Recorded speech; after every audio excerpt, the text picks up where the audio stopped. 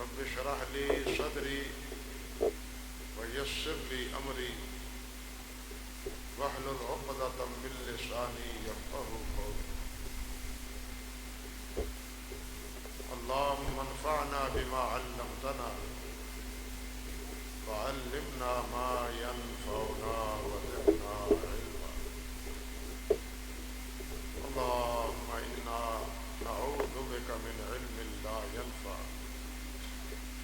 ومن قلب لا يخشى ومن نفس لا تشبع ومن عين لا تدمع ومن دعوات لا يستجاب لها. واجب الاحترام بزرگوں، بھائیوں، دوستوں، ساتھیوں، عزت مآب میری بہنوں اور بیٹیوں، اللہ سبحانہ و تعالی ہمارے قاری صاحب کی قرات، ان کے پڑھنے اور باقی تمام حضرات کے سننے کو اپنی بارگاہ میں قبول فرمائے.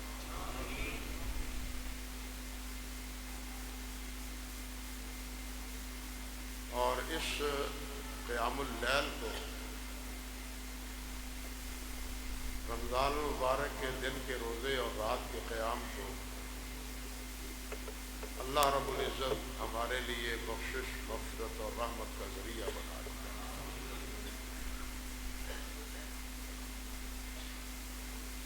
معلوم نہیں کہ آئندہ رمضان ہمیں نصیب ہو یا نہ ہو. آئندہ رمضان تو بڑے طویل 1 سال کا پیریڈ ہے. ہمیں تو اس بات کا بھی علم نہیں ہے کہ صبح بھی کر سکیں گے یا نہیں کر سکیں گے. زندگی کا کیا اعتبار ہے؟ اذا جاء اجلهم لا يستاخرون ساعة ولا يستقدمون. اور اس ساعت کا کسی کو بھی علم نہیں کہ کب اس دنیا سے جانا ہے، اور نہ ہی اس بات کا علم ہے کہ کہاں مرنا ہے. نہ مرنے کی جگہ کا علم، نہ مرنے کے وقت کا علم. لیکن جب وہ اچانک گھڑی آئے گی تو پھر اس میں کوئی نہ تقدیم ہوگی نہ تاخیر ہوگی. اس لیے بھائی،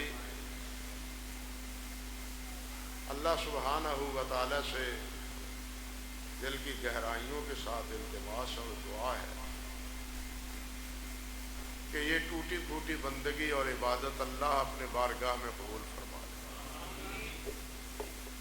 ہماری نمازوں کو، ہمارے تراویح کو، ہمارے پڑھنے سننے کو کوئی نسبت نہیں ہے سوائے مشاہبت کے، سوائے ایک مسلسل طریقے کو اپنانے کے، نبی علیہ السلام اور ہمارے اسلاف کے نمازوں کے ساتھ. کہاں ان کی نمازیں، کہاں ان کا قیام، کہاں ان کی تلاوت پاک، کہاں سننے والوں کا سننا، اور کہاں ہم جیسے غافل انسانوں کا بڑی خاموشی کے ساتھ سر جھکا کے سنتے رہنا. بس کہ ایک مشاہبت ہے اس عمل کے ساتھ، مشاہبت ہے اس عمل کے ساتھ. وہ عمل نہیں ہے جو وہ عمل تھا. وہ روپ تو دھارے ہوئے ہیں نا ہم. وہ اللہ والے کہتے ہیں رونا نہ آتا ہو تو رونے کی طرز ہی اپنا لو، شکل ہی بنا لو. ہم تو بس شکل اپنا ہوئے. وہ جو تراویح کا حکم ہے، روزہ رکھنے کا حکم ہے، ہم تو بس اس کو اپنائے ہوئے. ہمارے روزے کی پوزیشن کیا ہے وہ ہمیں پتہ ہے. ہمارے قیام اللیل کی جو نوعیت ہے وہ ہمیں اس کا احساس. ہمیں کوئی پتہ نہیں ہوتا کہ پڑھنے والے کیا پڑھ رہے ہیں. کیا اللہ ذوالجلال والاکرام کی عظمتوں کا ذکر ہو رہا ہے، کیا جہنم کا ذکر ہو رہا ہے اور کیا جنت کا ذکر ہو رہا ہے، ہمیں کوئی پتہ نہیں ہوتا الا ماشاء اللہ. لیکن کان جھکا کے، سر جھکا کے کھڑے سن تو رہے ہیں نا. اللہ ذوالجلال والاکرام سے بس یہی عرض ہے کہ یا اللہ ہمیں سمجھ تو کچھ نہیں آتا، غافل ہیں ہم، لیکن تیرا کلام بہرحال کانوں سے سن رہے ہیں. تیرے کلام کی محبت سے ہمیں سمجھ آئے یا نہ آئے، سن تو رہے ہیں نا. حضرت امام احمد بن حنبل رحمۃ اللہ علیہ کا ذکر ہے. حافظ ابن جوزی رحمۃ اللہ علیہ نے ان کے حالات میں تذکرہ کیا ہے کہ اللہ ذوالجلال والاکرام کی زیارت انہیں ہوئی تو حضرت امام احمد بن حنبل نے پوچھا، بار الہا وہ کون سا عمل ہے جس عمل کی برکت سے تیرا تقرب ڈھونڈنے والوں نے تیرا تقرب ڈھونڈا ہے؟ تو رب ذوالجلال والاکرام نے فرمایا، بے کلامی احمد، احمد میرے کلام کی برکت سے، میرے کلام سے محبت، میرے کلام کو پڑھنا. امام صاحب نے پھر پوچھا کہ بار الہ بفہم و بغیر فہم، سمجھ آئے یا نہ آئے، دونوں کی نوعیت کیا ہے؟ اللہ ذوالجلال نے فرمایا بفہم او بغیر فہم، سمجھ آئے یا نہ آئے، لیکن وہ میرے کلام کو تو پڑھ رہا ہے، میرے کلام کو تو سن رہا ہے. بس یہی ایک نسبت ہماری رہ گئی ہے اس کلام کے ساتھ.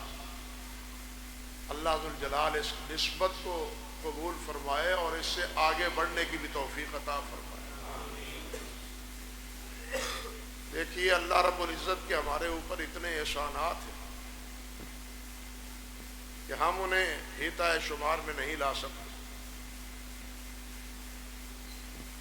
جس مالک نے وہ انعامات ہمارے اوپر کیے ہیں،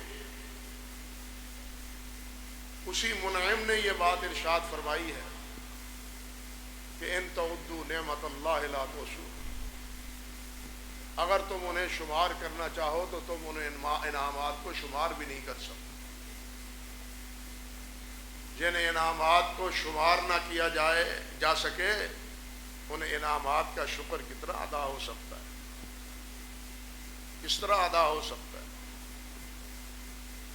ایک دو انعامات ہوں تو انسان اس پر شکر کرے. انسان کا تو ہر لمحہ، ہر سانس یہ جو آرام سے آتا ہے، کبھی اس سے پوچھو جس کا سانس رک جائے، اس سے پوچھو جو موت و حیات کی کشمکش میں سانس لے رہا کہ یہ سانس لینا کتنی بڑی نعمت ہے. اس سے پوچھو جو بول رہا ہے اور بول نہیں رہا، اس سے پوچھو جسے نظر کچھ نہیں آتا، اس سے پوچھو جسے سنائی کچھ نہیں دیتا، اس سے پوچھو جو اپنے اعضاء کو خود حرکت نہیں دے سکتا، اس سے پوچھو جو اپنی آنکھوں کو جھپک نہیں سکتا، اس سے پوچھو جو بول نہیں سکتا. یہ سارے ہمارے اوپر اتنے اللہ کے انعامات ہیں کہ اکثر و بیشتر ہمیں ان کا شمار بھی نہیں ہے، احساس بھی نہیں ہے، لحاظ بھی نہیں. اللہ اکبر کبیرہ. یہ منہ کی تراوت، یہ آنکھوں کا پانی، یہ کس لیے؟ اس پانی کے آنے کی وجہ سے ہم آنکھ جھپک سکتے ہیں. اگر یہ پانی اللہ ذوالجلال والاکرام آنکھ میں جاری نہ کرے تو ہم اپنی آنکھوں کو جھپک نہیں سکتے. اگر یہ منہ میں تراوت نہ ہو ہم بول نہیں سکتے. ہمیں اس کا کوئی احساس نہیں. یہ تراوت ہے، تازگی ہے. جب تک تراوت ہے انسان بولتا ہے، جب گلا خشک ہو جاتا ہے بولنی بند ہو جاتی ہے. اسی طرح اللہ تعالیٰ کی دوسری بے شمار نعمتیں اس پنجرے سے پر، اس نفس پر، اس جان پر، اس وجود پر جو اللہ کی نعمتیں ہیں. بال بال اللہ ذوالجلال والاکرام کی جو نعمتیں ہیں،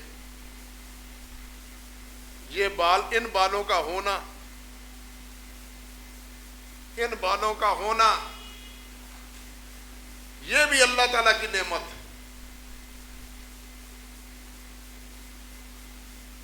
اللہ اکبر کبیرہ. لیکن ہمیں ان نعمتوں کا کوئی احساس پاس نہیں. مگر ان نعمتوں سے بھی بڑھ کے ایک بڑی نعمت یہ ہے کہ اللہ ذوالجلال والاکرام نے ہمیں دین اسلام کے ساتھ وابستہ کیا ہے. اللہ رب العزت نے اپنے حبیب کائنات حضرت محمد رسول اللہ کا ہمیں امتی بنایا ہے. یہ اللہ تعالیٰ کا بہت بڑا احسان ہے. اور کیا عرض کروں کہ آپ کا امتی ہونے کے ناطے ہمارے اوپر اللہ کے کتنے احسانات. مستقل عنوان ہے یہ کہ امتی ہونے کے ناطے اللہ ذوالجلال نے اس امت پر کتنا فیضان فرمایا ہے، کتنی رحمتیں فرمائی ہیں، کتنی نوازشیں فرمائی ہیں، کتنی کرم نوازیاں کی ہیں اس امت پر نبی علیہ الصلوۃ والسلام کی امت ہونے کے ناطے. یہ اللہ تعالیٰ کا بہت بڑا احسان، اللہ تعالیٰ کا بہت کرم. قیامت کے دن ہر نبی کے ساتھ اس کی امت ہوگی، لیکن ہم کس کے ساتھ ہوں گے؟ محمد رسول اللہ کے ساتھ. ہم کس سے ہوں گے؟ کس کے جھنڈے کے نیچے ہوں گے؟ کس کے حوض سے اللہ انشاءاللہ پانی پلائے گا؟ محمد رسول اللہ صلی اللہ علیہ وسلم کے حوض سے، جس حوض کے ایک گھونٹ سے 50,000 سال کی تپش کی گرمی اور خشکی کے نتیجے میں ساری پیاس ختم. اور نبی علیہ الصلوۃ والسلام کے جھنڈے کے نیچے یہ امت جمع ہو. باقی امتیں اپنے انبیاء کے ساتھ ہوں گی، لیکن ہمارا حشر سید الاولین والآخرین حضرت محمد رسول اللہ کے ہمراہ ہوگا. بلکہ حقیقت یہ ہے، میں کہا کرتا ہوں عموماً کہ قیامت کے دن جو فیصلے ہوں گے وہ تو ہوں گے، لیکن قیامت کے دن انسانوں کے مقدرات کے فیصلوں سے پہلے اللہ سبحانہ و تعالی اپنے پیارے پیغمبر کی عظمت کو بنوائے گا،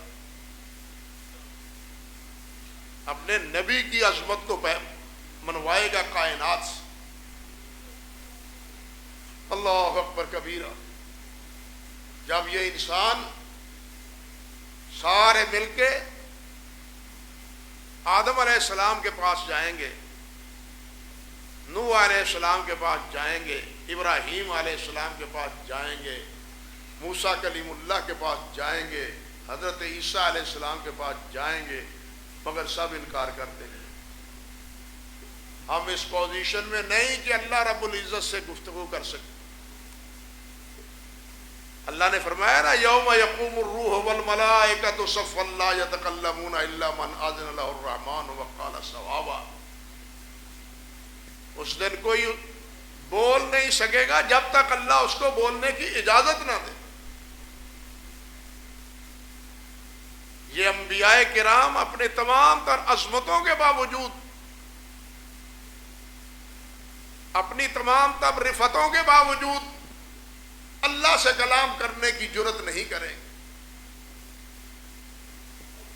مگر حضرت عیسیٰ علیہ السلام بالآخر کہیں گے ایتو الی محمد صلی اللہ علیہ وسلم فإنه قد غفر الله له ما تقدم من ذنبه وما تأخر وإنه خاتم النبیین۔ دو باتیں کہیں گے، مسند امام احمد کی روایت ہے صحیح سند کے ساتھ۔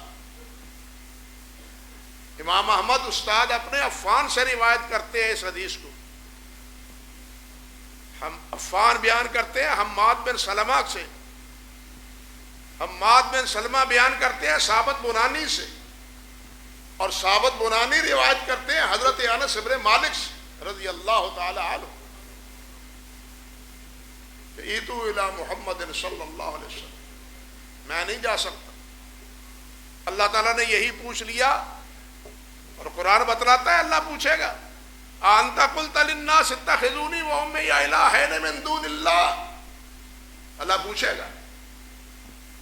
وہ ڈرتے ہیں کہ اللہ پوچھ نہ لے، کیا جواب دوں گا اللہ سبحانہ و تعالیٰ کو؟ میں نہیں اللہ سے بات کر سکتا۔ آپ جائیں تو الی محمد صلی اللہ علیہ وسلم، آپ کے پاس جائیں، آپ کے نامہ اعمال پر کوئی دھبا نہیں ہے، بالکل صاف ہے، گویا تمام معرض سوال میں ہے۔ اگر معرض سوال میں کوئی نہیں ہے تو محمد رسول اللہ نہیں صلی اللہ علیہ وسلم۔ اور ساتھ مثال دیتے ہیں، فرماتے ہیں فإنہ خاتم النبیین، وہ خاتم النبیین ہے، اور اس کی خود وضاحت کرتے ہیں کہ مجھے بتلاؤ، برتن میں پانی ہو، برتن میں کوئی چیز ہو، اس کے اوپر ڈھکن لگا دیا جائے، اس کو سیل بند کر دیا جائے، تو کیا جب تک اس ڈھکن کو یا اس سیل بند کو توڑا نہ جائے اس برتن میں جو پڑی چیز ہے اس سے مستفید ہو سکتے ہیں؟ نہیں ہو سکتے۔ کیا مطلب ہے اس کا؟ کیا اشارہ ہے اس کا؟ فرماتے ہیں ہم سارے رسول ہیں، ہم سب نبی ہیں، لیکن محمد رسول اللہ خاتم النبیین ہے، کوئی بول نہیں سکتا۔ یہ ڈھکن کھلے گا تو پھر بات ہوگی، بات سمجھے یا نہیں؟ یہ ڈھکن کھلے گا پھر بات ہو کوئی کر سکے گا۔ نبی علیہ السلام سب سے پہلے بات کریں گے، اور باقی انبیاء کرام علیہ السلام کو باری باری کلام کی اللہ تعالیٰ اجازت دیں۔ یہ ہیں ہمارے نبی صلی اللہ علیہ وسلم، اور جس نبی کے، اسی نبی کے ذریعے جو دین دیا ہے اللہ ذوالجلال والاکرام نے، وہ کیا ہے؟ وہ اسلام ہے۔ ان الدین عند اللہ الاسلام، اور یہ بھی فرما دیا وَمَن يَبْتَغِ غَيْرَ الْإِسْلَامِ دِينًا فَلَن يُقْبَلَ مِنْهُ، جو اسلام کی بات کے علاوہ کسی اور چیز کو اپنائے گا، اختیار کرے گا، اور اللہ کے ہاں قبول نہیں ہوگا۔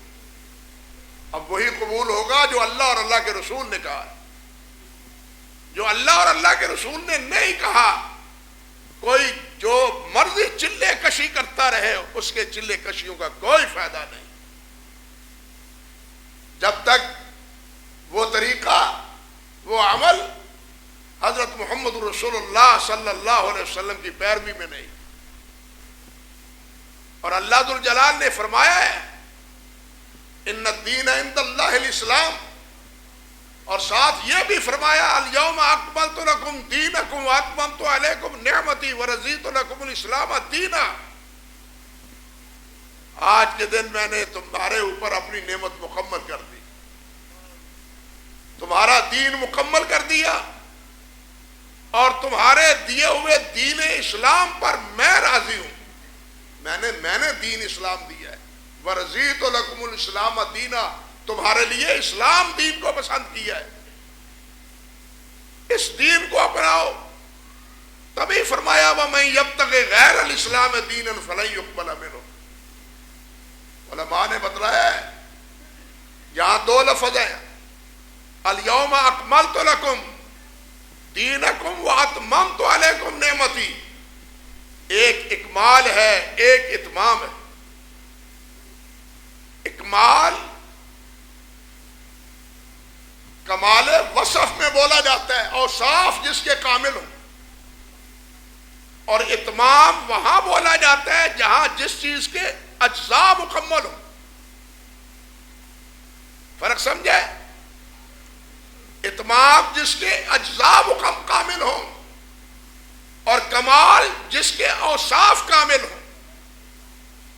گویا دین اسلام اپنے اجزاء کے اعتبار سے بھی کامل ہے اور اپنے اوصاف کے اعتبار سے بھی کامل ہے. تبھی تو اللہ نے فرمایا تمت کلمت ربک صدقا وعدلا. تیرے رب کے کلمات مکمل ہو چکے جو سراسر عدل پر اور صداقت پر مبنی ہے. تمت کلمت ربک صدقا وعدلا. اللہ کے کلمات دین سکھانے کے حوالے سے، دین بتلانے کے حوالے سے، انسانوں کی خیر خواہی کے بارے میں جو باتیں تھیں وہ سب اللہ سبحانہ و تعالیٰ نے اپنے پیارے پیغمبر محمد رسول اللہ کو بتلا دی صلی اللہ علیہ وسلم. اور نبی علیہ السلام نے بھی فرمایا ترکتکم علی الملۃ البیضاء لیلھا کنہارھا. فرمایا میں تمہیں ملت بیضاء دے کے جا رہا ہوں، روشن ملت جس کی رات بھی دن کی طرح واضح ہے، جس کی رات بھی دن کی طرح واضح ہے. اور فرمایا جو اس دین سے پھرے گا وہی اپنی بربادی کرے گا، وہ اپنی بربادی کرے گا. اللہ ذوالجلال نے فرمایا وَمَن يُشَاقِقِ الرَّسُولَ مِن بَعْدِ مَا تَبَيَّنَ لَهُ الْهُدَىٰ وَيَتَّبِعْ غَيْرَ سَبِيلِ الْمُؤْمِنِينَ نُوَلِّهِ مَا تَوَلَّىٰ وَنُصْلِهِ جَهَنَّمَ. فیصلہ فرما دیا. یہ اللہ کے رسول کا دین ہے. یہ رسول کے دین کے پیروکار صحابہ کرام تابعین و تبع تابعین ہیں. یہ واضح ہو جانے کے باوجود کہ یہ رسول اللہ کا دین یہ ہے اور صحابہ کرام کی راہ یہ ہے. اللہ اکبر کبیرہ. فرمایا یتبع غیر سبیل المؤمنین، ان کے راستے کے علاوہ کسی اور راستے کا رہنما بنتا ہے نوَلِّهِ مَا تَوَلَّىٰ، ہم اس کی رسیاں ڈھیلی کر دیتے ہیں جائے جہاں جاتا ہے. اگر میرے رسول کی راہ سے پسند نہیں ہے، میرے رسول کے تابع داروں کی راہ پسند نہیں ہے تو جائے جہاں جاتا ہے، لیکن میرا فیصلہ سن لے نصلیہ جہنم، ہم اسے جہنم میں بھیجیں گے، ہم اسے جہنم میں ڈالیں گے. میرا فیصلہ سن لے، یہ منمانی کر لے، جہاں جانا چاہتا ہے جائے. میرے نبی کے راستے کو چھوڑ کے، میرے نبی کے ساتھیوں کا راستہ چھوڑ کے جو کوئی اور راستہ اختیار کرنا چاہتا ہے کر لے، لیکن میرا فیصلہ بھی سن لے. نصلیہ جہنم وساءت مصیرا، میں اسے جہنم میں پھینکوں گا، بہت بری جگہ ہے. اللہ ہمیں اس سے محفوظ رکھے. یہ ہے اللہ کا دین جس کا پیروکار اللہ نے ہمیں بنایا ہے. اور یہ وہ دین ہے جس کو نازل اللہ نے کیا ہے اور اللہ ہی اس دین کا محافظ ہے. پہلے تورات، انجیل، زبور، اس کی حفاظت کی ذمہ داری اللہ نے نہیں لی، لیکن اس دین کی حفاظت کی ذمہ داری اللہ نے لی. اِنَّا نَحْنُ نَزَّلْنَا الذِّكْرَ وَإِنَّا لَهُ لَحَافِظُونَ. ہم اس دین کو نازل کرنے والے ہیں، اس ذکر کو ہم نازل کرنے والے ہیں اور اس کے محافظ بھی ہم بھی. ہم حفاظت کریں گے. یہ جو ہے نا تراویح کا اہتمام اور یہ جو مسجدوں کی آبادی، آج رمضان میں دیکھیں نظر دوڑا ہے ارد گرد، لاکھوں نہیں کروڑوں حفاظ موجود ہیں اس دین کے حافظ. بلکہ اگر میں کہوں اللہ اکبر کبیرہ، باتیں بہت ہیں اس حوالے سے ذہن میں آ رہی. اور تورات، انجیل، زبور پڑھیں اس کو. اس کا ابتدائی عہد نامہ قدیم یا عہد نامہ جدید کے الفاظ اڑا دیں، ایک کتاب سمجھ کے پڑھیں. تورات کے اور آنکھ سے پتہ نہیں چلے گا کہ یہ تورات ہے. تورات میں تورات کا نام نہیں ہے. بات سمجھے؟ تورات میں کہ یہ تورات موسیٰ علیہ السلام پر اللہ نے نازل کی ہے، یہ تورات ہے، یہ اس کا تذکرہ تورات میں نہیں ہے. انجیل کا نام انجیل میں کہ میں نے عیسیٰ علیہ السلام کو دی ہے، اس کا تذکرہ انجیل میں نہیں ہے. زبور کہ میں نے اس کو داؤد کو علیہ السلام کو دیا ہے، اس کا ذکر زبور میں نہیں ہے. لیکن قرآن کا ذکر، یہ قرآن ہے، یہ الکتاب ہے، یہ الفرقان ہے، یہ الذکر ہے، ہم نے محمد رسول اللہ پر نازل کیا ہے. ہر چیز قرآن میں موجود ہے. اس کا نام بھی محفوظ اور اس کا ایک ایک لفظ بھی محفوظ، جو قیامت تک محفوظ رہے گا. اور اگر آج دنیا سے تورات کے نسخے ختم کر دیے جائیں، انجیل کے نسخے ختم کر دیے جائیں، زبور کے نسخے ختم کر دیے جائیں، حتیٰ کہ قرآن مجید کے تمام نسخ ختم کر دیے جائیں، تو اثر نو جو نسخہ کائنات کے سامنے محفوظ ہوگا وہ قرآن ہوگا. نہ تورات ہوگی، نہ انجیل ہوگا، نہ زبور، وہ صرف قرآن ہوگا. کیوں؟ اِنَّا نَحْنُ نَزَّلْنَا الذِّكْرَ وَإِنَّا لَهُ لَحَافِظُونَ. اللہ نے اس کا انتظام ہی ایسا کیا ہے اپنی قدرت کاملہ سے کہ اس کا ایک ایک لفظ محفوظ ہے، ایک ایک حرف نہیں، ایک ایک زیر زبر نقطہ تک اس کا محفوظ. میں صرف ایک مثال دیتا ہوں. قاری صاحب موجود ہیں، آئے دیکھیں جا کے قرآن مجید سورۃ بقرہ پڑھیں. سورۃ بقرہ میں کئی مقام پر حضرت ابراہیم علیہ السلام کا اسم گرامی آیا ہے، لیکن وہ بغیر یا کے. لیکن سورۃ بقرہ کے علاوہ سورۃ نساء میں، سورۃ ابراہیم میں، سورۃ طٰہٰ میں، سورۃ انبیاء میں جہاں بھی حضرت ابراہیم علیہ السلام کا ذکر آیا ہے وہاں یا کے ساتھ. بھائی صاحب ٹھیک ہے؟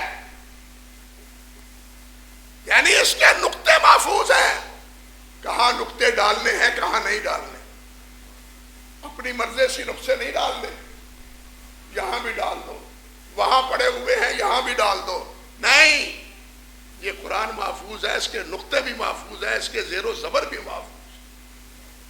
آج تک نہ کوئی مائی کا لال اس کو بدل سکا، نہ قیامت تک کوئی بدل سکے گا اللہ کے فضل و کرم سے.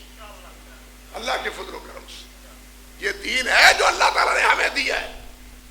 اس لیے ہم کہتے ہیں کہ اس وجود پر جتنے نعمتیں ہیں ان کے علاوہ اور بہت سی نعمتیں ہیں، اور ان بڑوں نعمتوں میں سے یہ کہ ہمیں یہ دین اللہ نے دیا اور اللہ نے ہمیں محمد رسول اللہ کا امتی بنایا صلی اللہ علیہ وسلم. اللہ ذوالجلال ہمیں اس دین سے جوڑے رکھے اور حضرت محمد رسول اللہ سے جوڑے رکھے. نہ اس دین کے علاوہ کسی اور سے ہمارا ناطہ ہو اور نہ رسول اللہ کے علاوہ ہمارا کسی اور سے جوڑے. جوڑنے والوں نے جوڑے، جوڑنے والوں نے جوڑے ہیں، جوڑنے والوں نے کوششیں کی ہیں، لیکن امت نے ان جوڑوں کو تسلیم نہیں کیا. امت نے ان جوڑوں کو تسلیم نہیں کیا. سب سے پہلے مسیلمہ کذاب نے اس جوڑ کو توڑنے کی کوشش کی، اسود عنسی نے کوشش کی، اور بھی کچھ بد نصیب تھے جنہوں نے یہ جھک ماری، جنہوں نے کہا ہم بھی اللہ کے رسول ہیں، نعوذ باللہ من ذالک۔ یہ بات یاد رکھیں کہ مسیلمہ کذاب نبی علیہ السلام کی رسالت کا اقرار کرتا تھا، آذان کہلواتا تھا نماز کے لیے، اور اس آذان میں اشہد ان محمد رسول اللہ کہتا تھا، اپنا نام نہیں کہلواتا تھا، لیکن وہ اپنی نبوت کا اور رسالت کا اظہار بھی کرتا تھا۔ خط لکھا تھا اس نے نبی علیہ السلام کی خدمت میں، من مسیلمہ رسول اللہ الی محمد رسول اللہ، مسیلمہ رسول اللہ کی طرف سے محمد رسول اللہ صلی اللہ علیہ وسلم کی طرف خط لکھا۔ اللہ اکبر کبیرہ، وہ نبی علیہ السلام کی رسالت کا منکر نہیں تھا، کلمہ پڑھتا تھا، نماز پڑھتا تھا، اپنی آذان میں نبی علیہ السلام کی آذان کہلواتا تھا، لیکن اس نے یہ جھک ماری۔ تمام صحابہ کرام رضوان اللہ علیہ مجمعین نے حضرت عمر ابو بکر صدیق کی خلافت میں سب صحابہ کرام نے اس کے خلاف اقدام کیا، جہاد کیا، اور اس جہاد کے نتیجے میں ان کا جو مال غنیمت تھا وہ کافروں کے مال غنیمت کی طرح تقسیم ہوا، ان کے مردوں کو غلام بنایا گیا، عورتوں کو لونڈیاں بنایا گیا۔ یہ جو حضرت علی رضی اللہ تعالیٰ عنہ کے فرزند ہے محمد بن حنفیہ، یہ اسی حنفیہ قبیلے کی خاتون تھی جو لونڈی بن کے حضرت علی رضی اللہ تعالیٰ عنہ کے پاس آئی تھی، حضرت ابو بکر نے انہیں دی تھی، اور ان کے بدن سے یہی محمد پیدا ہوئے تھے۔ مسلمانوں کے ساتھ لڑائی ہو، بات سمجھے، لڑائی صحابہ کی آپس میں ہوئی ہے، جنگ جمل میں بھی ہوئی، جنگ صفین میں بھی ہوئی، اور اس کے بعد کربلا میں بھی ہوئی جنگیں، لیکن کسی بھی پکڑے جانے والے مسلمان کو غلام نہیں بنایا گیا۔ بات سمجھے کہ کسی بھی جنگ میں شکست کھانے والے کے مال کو مال غنیمت نہیں سمجھا گیا، نہ جنگ جمل میں نہ کربلا میں۔ لیکن مسیلمہ کے خلاف اقدام میں جہاد کے نتیجے میں اس کے مال کو مال غنیمت سمجھا گیا، اور اس کے غلاموں کو اور اس کے قیدیوں کو، وہ مرد ہوں یا عورتیں ہوں، ان کو غلام اور ان کو جواری بنایا گیا۔ کیا مطلب اس کا؟ فرق سمجھے، مسلمانوں کی باہم لڑائی ہو، ان کے درمیان یہ کسی کو غلام بنانا اور اس کے مال کو قبضہ کرنا درست نہیں ہے۔ کافروں کے ساتھ ہو تو ان کے مال پر قبضہ کرنا، انہیں لونڈیا اور غلام بنانا یہ درست ہے۔ اگر بین الاقوامی قوانین کے تحت، مصالحت کے تحت کوئی اور قانون بنتا ہے تو یہ اس سے علیحدہ بات ہے، باہم مشورے سے، مشاورہم فی الامر وامرہم شورا بینہم، اس کے تحت یہ چیز بتلاتی ہے کہ تمام صحابہ کرام رضوان اللہ علیہ مجمعین کے نزدیک مسیلمہ کذاب اور اس کے ہم نوا وہ دائرہ اسلام کے ساتھ متفق نہ تھے، دائرہ اسلام میں شامل نہ تھے، بلکہ یہ جو اللہ نے فرمایا وَمَن يُشَاقِقِ الرُّسُولَ مِن بَعْدِ مَا تَبَيَّنَ الْهُدَىٰ وَيَتَّبِعْ غَيْرَ سَبِيلِ الْمُؤْمِنِينَ، یہ اس آیت کا مصداق تھے کہ انہوں نے رسول اللہ کی راہ بھی چھوڑی اور رسول اللہ کے ساتھیوں کی راہ بھی چھوڑی۔ رسول اللہ کے ساتھیوں کی راہ بھی چھوڑی. اب ان کا راستہ کیا ہے, ان کا انجام کیا ہے؟ فرمایا نولہ ما تولی ونصلہ جہنم. یہ جائیں جہاں جاتے ہیں مگر ہمارا فیصلہ بھی سن لیں کہ ہم اسے جہنم رسید کریں. اللہ اکبر کبیرہ. اور پھر نبی علیہ الصلوۃ والسلام نے, اللہ ذو الجلال والاکرام نے بھی ایک اور بات سمجھے, اس امت پر اللہ کی رحمانیت اور رحیمیت کے علاوہ سب سے زیادہ شفیق اس امت پر خود حضرت محمد رسول اللہ صلی اللہ علیہ وسلم. اللہ ذو الجلال نے فرمایا وما ارسلناک الا رحمۃ للعالمین. آپ کو رحمت للعالمین بنایا ہے. عزیز علیہ ما عنتم حریص علیکم بالمؤمنین رؤوف الرحیم. یہ مومنوں کے لیے بہت نرم دل ہے. وَلَوْ كُنْتَ فَظًّا غَلِيظَ الْقَلْبِ لَانفَضُّوا مِنْ حَوْلِكَ. آپ ان کے لیے بڑے نرم خو ہیں, آپ کے دل میں ان کے بارے میں کوئی سختی نہیں. اللہ فرماتے ہیں وَلَعَلَّكَ بَاخِعٌ نَفْسَكَ. آپ اپنے آپ کو اس لیے ہلاکت میں ڈال لیں گے کہ یہ مسلمان کیوں نہیں ہو رہا ہے. یہ ساری شفقتیں, یہ رحمتیں. اور نبی علیہ السلام نے جہاں اپنے بعد آنے والے فتنوں سے آگاہ کیا, نبی علیہ السلام نے آنے والے فتنوں سے آگاہ کیا. آپ نے فرمایا میرا عمر شہید ہوگا. عمر شہید ہوئے. آپ نے فرمایا میرا عثمان شہید ہوگا. عثمان شہید ہوئے. آپ نے فرمایا میرا علی شہید ہوگا. آپ شہید ہو گئے. آپ نے فرمایا میرا حسن مسلمانوں کی جماعتوں کے مابین صلح کروائے گا. انہوں نے صلح کروا دی. آپ نے فرمایا میرا یہ نواسہ حسین شہید ہوگا. حضرت حسین شہید ہوئے. بات سمجھیں, یہ پیشین گوئییں ہیں, یہ پیشین گوئییں ہیں نبی علیہ السلام کی. اور جس طرح فرمایا اسی طرح ہوئی.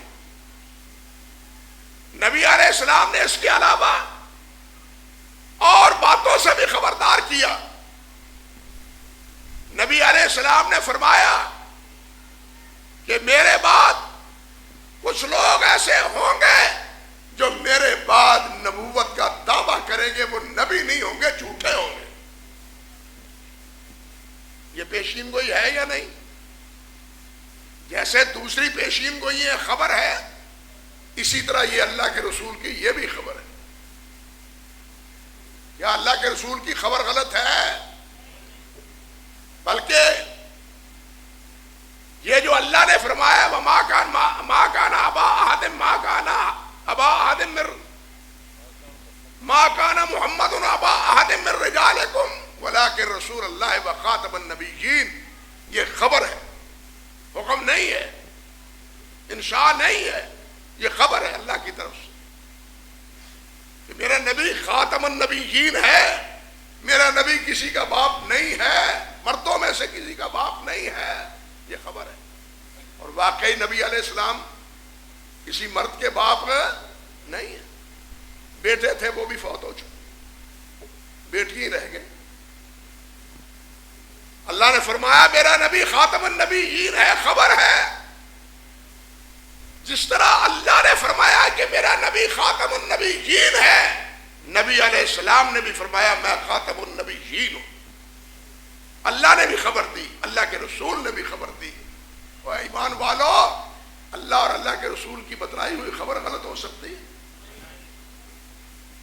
من اصدق من اللہ حدیثا ومن اصدق من اللہ قیلا. اللہ کی بات سے سچی بات کس کی ہو سکتی؟ کسی کی نہیں ہو سکتی. قرآن مجید میں کتنی خبریں ہیں, کتنے اخبار ہیں جو اسی طرح واقع ہوئے. روم کی فتح کی خبر دی, روم شکست کھا رہا تھا, پسپا ہو رہا تھا, حتیٰ کہ ایرانیوں نے روم کا وہ صلیب بھی چھین لیا جس پر رومیوں کا عقیدہ تھا کہ عیسیٰ علیہ السلام کو سلح دی گئی تھی. لیکن اللہ نے فرمایا غلبت الروم، روم آج مغلوب ہے، لیکن چند دنوں کی بات ہے یہی روم غالب آئے گا. روم غالب ہوا؟ یہ مغلوب غالب ہوا یا نہیں ہوا؟ ہوا. اللہ ذو الجلال نے فرمایا، ابو لہب نے کہا تھا تبا لک یا محمد صلی اللہ علیہ وسلم، اللہ نے فرمایا تبت یدا ابی لہب و تب. ابو لہب بری موت مرا یا نہیں مرا؟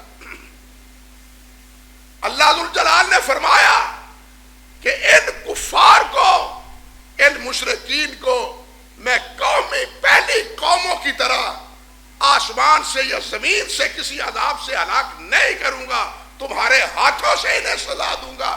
بدر میں ہاتھوں سے سزا دلوائی یا نہیں دلوائی؟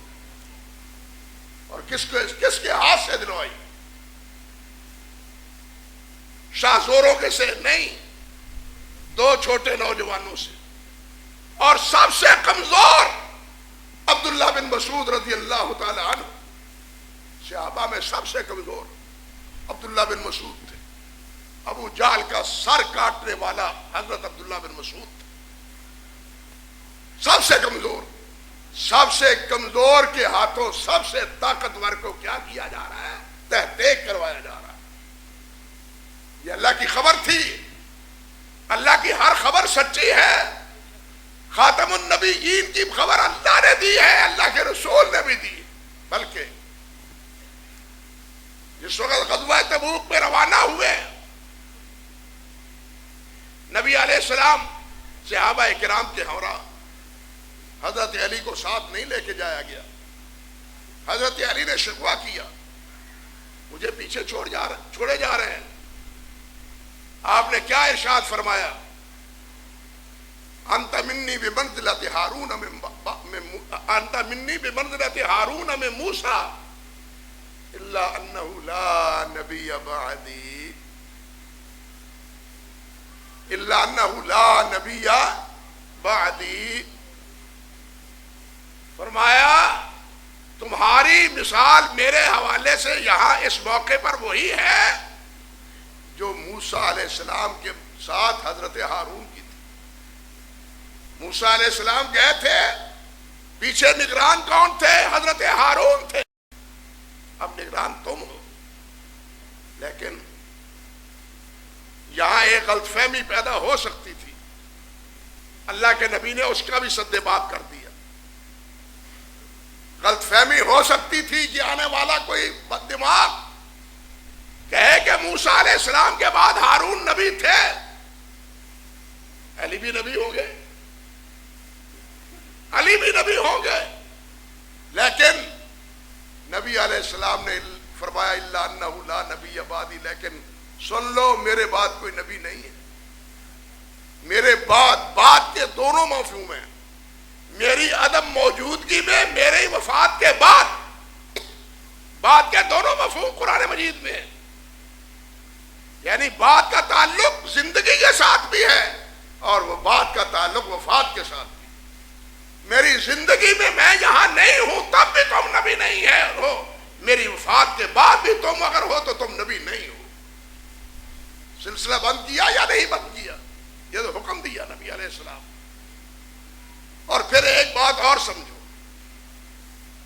یہ لا الہ لا نبی علیہ بعدی، یہ ہمارے اوپر اللہ کا احسان ہے. لوگ اس کو رنگ غلط دیتے ہیں اپنی جہالت اور بے خبری کی وجہ سے، لیکن یہ ہمارے اوپر اللہ کا احسان ہے. یہ میں ہی نہیں کہہ رہا، یہ آپ کے علامہ اقبال کہہ گئے ہیں کہ لا نبی آبادی یہ احسان خداست. لا نبی آبادی یہ احسان خداست. یہ ہمارے اوپر، ہماری اس امت پر بہت بڑا اللہ کا احسان ہے کہ آپ نے، اللہ نے فرما دیا، نبی علیہ السلام نے فرما دیا لا نبی آبادی، میرے بعد کوئی نبی نہیں. کیوں؟ اگر آپ کے بعد کوئی نبی ہوتا جیسے پہلی امتیں گمراہ ہوئی، یہ بھی بحیثیت پوری امت کے امت گمراہ ہو جاتی۔ یہودی آئے، انہوں نے موسیٰ علیہ السلام کو مانا، عیسیٰ علیہ السلام کو رسول نہیں مانا۔ مسلمان رہے، سوچئے ذرا، وہ رسول رہے، مسلمان رہے نہیں۔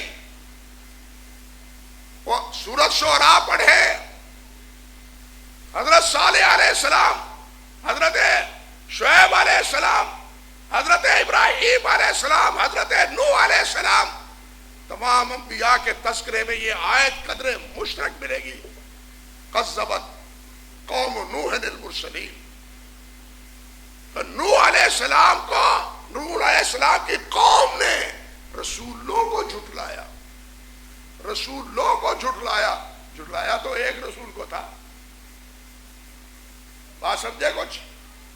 ایک رسول حضرت نوح تھے، لیکن اللہ نے مرسل نہیں کہا، مرسلین کہا ہے۔ رسولوں کو جھٹلایا، کیوں؟ ایک رسول کو جھٹلانا سارے رسولوں کو جھٹلانا ہے۔ ہم اسی لیے کہتے ہیں ہمیں حکم کیا ہے، اور اللہ کے رسول نے کیا فرمایا ہے؟ آمن الرسول بما انزل الیہ من ربہ والمؤمنون کل آمن باللہ وملائکتہ وکتبہ ورسلہ لا نفرق بین احد من رسلہ۔ ہم سب رسولوں کو مانتے ہیں، سب کتابوں کو مانتے ہیں، کوئی تفریق نہیں کرتے۔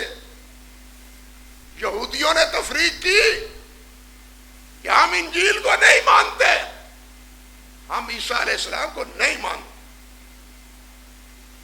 نتیجہ کیا نکلا؟ اللہ کے ہاں مغضوب ٹھہرے۔ عیسائی آئے، عیسیٰ علیہ السلام آئے، حواریوں نے عیسیٰ علیہ السلام کو رسول مانا، لیکن بعد کے عیسائیوں نے عیسیٰ علیہ السلام کو تو مانا، موسیٰ علیہ السلام کو بھی مانا، لیکن یہودیوں کی طرح محمد رسول اللہ کو نہیں مانا صلی اللہ علیہ وسلم۔ ایک رسول کا انکار، سب رسولوں کا انکار۔ وہ اگرچہ عیسیٰ علیہ السلام کو مانتے ہیں، موسیٰ علیہ السلام کو مانتے ہیں، لیکن محمد رسول اللہ کو مانتے نہیں ہیں، لیکن اس لیے وہ صراط مستقیم پر نہیں ہیں، گمراہ ہیں، ضالین ہیں، مغضوب ہیں۔ اللہ اکبر کبیرہ۔ اسی طرح اگر بالفرض رسول آنا ہوتا تو نتیجہ وہی ہوتا، کچھ اس کو مانتے کچھ نہ مانتے۔ بات سمجھے یا نہیں نا؟ جس طرح پہلے انبیاء کے ساتھ ہوتا رہا ہے، کچھ مانتے کچھ نہ مانتے۔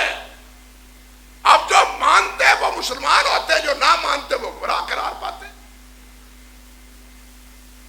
اس لیے اللہ ذو الجلال نے لا نبی بعدی کہلوا کے اس امت پر احسان کیا ہے کہ اس امت کو مجموعی گمراہی سے اللہ نے بچا لیا ہے۔ مجموعی طور پر گمراہی سے اس امت کو کیا کیا ہے؟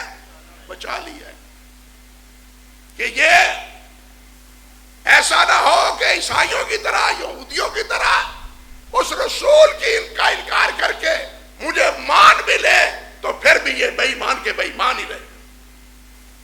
یہ احسان ہے یا نہیں ہے؟ لا نبی بعدی، یہ احسان ہے خدا، یہ اللہ ذو الجلال کا احسان ہے کہ اللہ ذو الجلال نے ہمیں متنبہ کر دیا اور ہمیں خبردار فرما دیا کہ محمد رسول اللہ کے بعد کوئی نبی نہیں، آپ ہی نبی ہے، آپ کے علاوہ اور کوئی نبی نہیں۔ آپ کی اطاعت، آپ کی نبوت وہ قیامت تک کے لیے ہے، انسانوں کے لیے ہی نہیں، جنوں کے لیے بھی ہے، اور سیوطی تو کہتے ہیں فرشتوں کے لیے بھی۔ اللہ اکبر کبیرہ۔ اس لیے ہمیں کسی اور رسول کی طرف یا کسی اور مدعی کی طرف جھانکنے کی ضرورت ہے۔ نبی علیہ السلام نے فرمایا کہ آئیں گے، خبردار کیا کہ فطرے رونما ہوں گے، آئیں گے، لیکن وہ سب کذاب ہوں گے، دجال ہوں گے، نبی نہیں ہوں گے۔ اللہ اکبر کبیرہ۔ امت کو فتنے سے آگاہ کیا یا نہیں کیا؟ اس فتنے سے امت کو خبردار کر دیا۔ ایک فتنہ اور ہے ہمارے قریب زمانے کا، اگرچہ اس کے نانے بھی پرانے ہیں۔ قرآن مجید کے علاوہ حدیث حجت نہیں ہے، نبی علیہ السلام کی اطاعت ضروری نہیں ہے، آپ کی فرم برداری ضروری نہیں ہے۔ نبی علیہ السلام نے جہاں اپنی تابعداری اور اطاعت کا اللہ اور اللہ کے رسول نے حکم دیا، اور اللہ اور اللہ کے رسول نے بتلایا کہ میرے رسول کے بعد کوئی رسول نہیں ہے، اسی طرح نبی علیہ السلام نے فرمایا کہ کچھ لوگ ایسے ہوں گے جو اپنی چارپائیوں پر، اپنے بستروں پر بیٹھے ہوئے ہوں گے اور وہ کہیں گے حسبنا کتاب اللہ، ہمارے لیے اللہ کی کتاب کافی ہے، حدیث کی ضرورت نہیں ہے، حدیث کی ضرورت نہیں ہے۔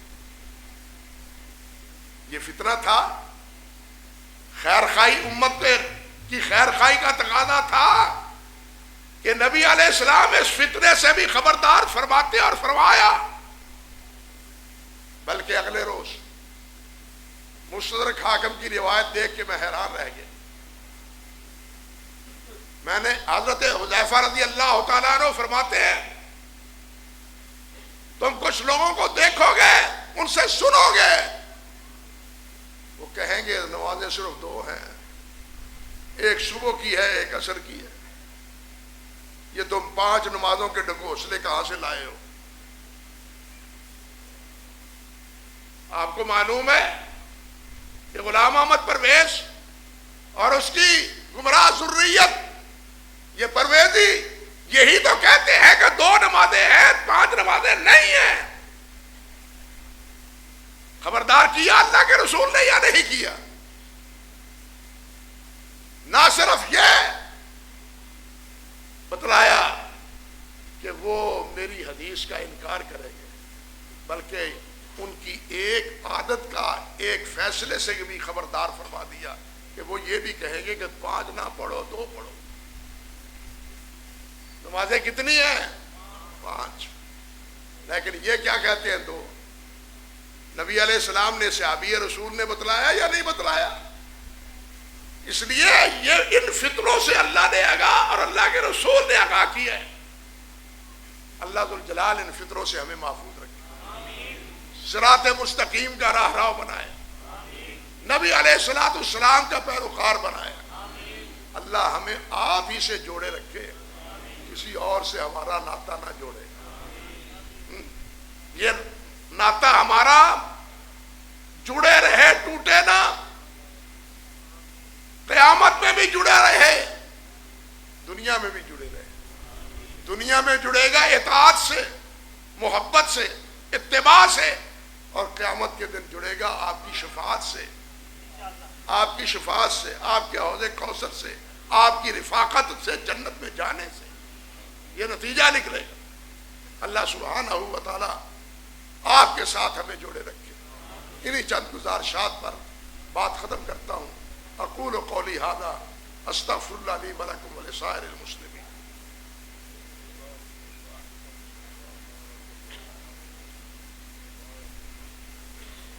حق پر ہونے کے باوجود لڑائی ختم کرنے پر رسول اللہ کی طرف سے بشارت۔ یہ حضرت حسن کے بارے میں تھی، یہ صلح کرائیں گے، اور وہ صلح ہوئی۔ حضرت حسن ٹھیک ہے خلیفہ راشد تھے، لیکن اپنا حق چھوڑ کے انہوں نے حضرت معاویہ رضی اللہ تعالیٰ عنہ کے ساتھ صلح کر۔ نبی علیہ السلام کی پیشین گوئی بالکل حرف بحرف سچی ثابت ہو۔ کس کو معاف کرنے پر اجر ملے گا؟ جس کو ہم معاف کریں گے۔ ہم کسی کو معاف کریں گے تو ہمیں بھی کوئی معاف کرنے والا ہوگا۔ اگر ہم اپنی زبانوں کو لگام نہیں دیں گے تو پھر ہمیں بھی کوئی معاف نہیں کرے گا۔ اللہ ذو الجلال ہمیں سمجھ دے، اور اللہ ذو الجلال ہمیں بدگوئی سے بچائی رکھے۔ سب کے ساتھ حسن ظن اللہ ذو الجلال ہمیں نصیب فرمائے۔ اقول قولی ھذا استغفر اللہ لی ولکم ولسائر المسلمین۔